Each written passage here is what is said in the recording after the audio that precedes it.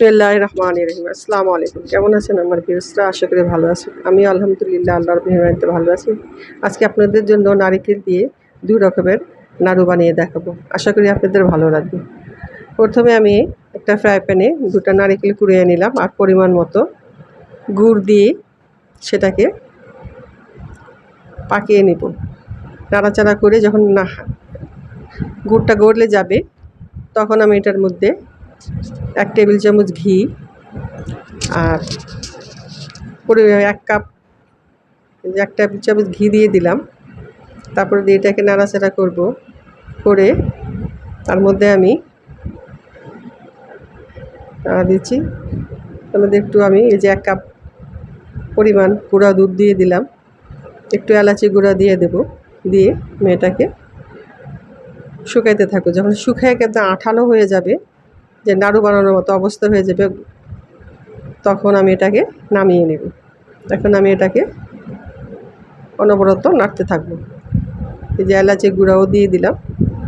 অনবরত নেড়ে নেড়ে এটাকে একদম শুকায়া নেব। আমি আরও ১ চামচ লাস্ট নামানোর আগে আরও ১ চামচ ১ টেবিল চামচ আরও ঘি দিয়ে নেব। তাহলে ঘিয়ের ফ্লেভারটা আরও ভালো আসবে। প্রথমে ১ টেবিল চামচ দিচ্ছি, পরে আরও ১ টেবিল চামচ দেব। এই যে আরেক টেবিল চামচ দিয়ে নিলাম। দিয়ে আমি এটাকে নাড়িয়ে একদম শুকনো করে নিতে হবে। নামিয়ে নিলাম। নামিয়ে নিয়ে হাতে একটু ঘি দিয়ে তারপর আমি এটাকে গোল গোল করে নাড়ু করে নেব। খুবই সুস্বাদু হয় নাড়ু। একই হালুয়া দিয়ে আমি এই যেখানে হালুয়াটা করছি এটা দিয়ে আমি ২ রকম নাড়ু বানাবো। একটা আমি অর্ধেকটা দিয়ে অর্ধেকের বেশি আমি এটা করে নেব, আর অর্ধেক থেকে একটু কম থাকবে,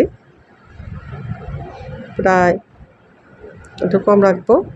ওটার সাথে আর ঝোলা গুড় মিলিয়ে আমি এই যে নাড়ুটা রেডি হয়ে গেল।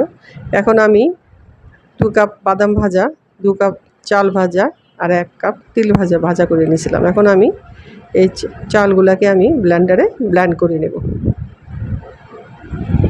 ব্লেন্ড করে নিয়ে তার সাথে আমি যে হালুয়া করে রেখেছিলাম সেখান থেকে দিয়ে দেব। ওখানে আমি এই যে গুঁড়া করে নিলাম। তারপরে আমি এই যে বাদামগুলাও ভেজে নেব, ব্লেন্ড করে নেব। ২ কাপ বাদামগুলোকে ব্লেন্ড করে নিলাম। তিলকে ব্লেন্ড করব না, তিলটাকে আস্তই দেব। তার মধ্যে আমি নারিকেলের হালুয়াগুলোকে দিয়ে দেব।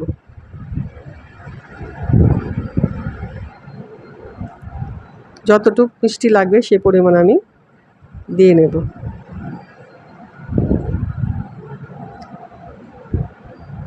এটার মধ্যে মাখানো যাচ্ছে না, আমি একটা বড় পাত্রে নিয়ে নিলাম। নিয়ে আমি এখন মাখিয়ে নিতেছি।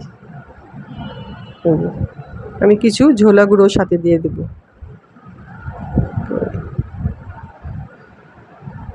দানাদার খেজুরের ঝোলা গুড়, খুব ভালো গুড় ছিল। এই যে কিছুটা দিয়ে দেবো, সবগুলাই দিয়ে আবার মাখিয়ে নেব। তার মধ্যে আবার ভাজা তিল দেব।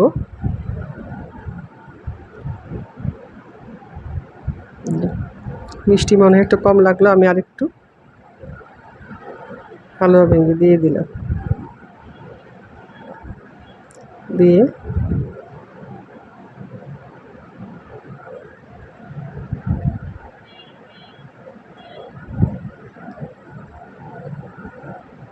পরে আমি গোল গোল করে নাড়ু বানিয়ে নেব। এই নাড়ুটা আপনারা ১৫ দিন বাইরে রেখে খেতে পারবেন, আর খুবই টেস্টি, খুবই মজা। এই যে বাদাম ভাজা, চাল ভাজা, যে তিলগুলো দিয়ে নেব, বাদাম ভাজা যতটুকু লাগবে দিয়ে নেব। বাদাম ভাজা, তিল ভাজা আর চাল ভাজা, নারিকেলের হালুয়া দিয়ে এটা খুবই টেস্টি। ২ রকম টেস্টি। একটা নারিকেলের নাড়ুর একটা টেস্ট আলাদা, আর এটার টেস্ট আলাদা। এটার সাথে বাদাম থাকে তো খুব ভালো লাগে, তিল থাকে। দিয়ে আমি সবগুলা বানিয়ে আপনাদের একটা পাত্রে পরিবেশন করে দেখাবো। আপনারা এটাকে ট্রাই করে দেখবেন, খুবই টেস্টি, খুবই ভালো। আর আমার ভিডিওটা যদি আপনাদের ভালো লাগে, প্লিজ লাইক, শেয়ার, কমেন্ট করে পাশে থাকবেন। আর খুবই টেস্টি, আপনারা ট্রাই করে দেখবেন। আশা করি আপনাদের ভালো লাগবে। ধন্যবাদ।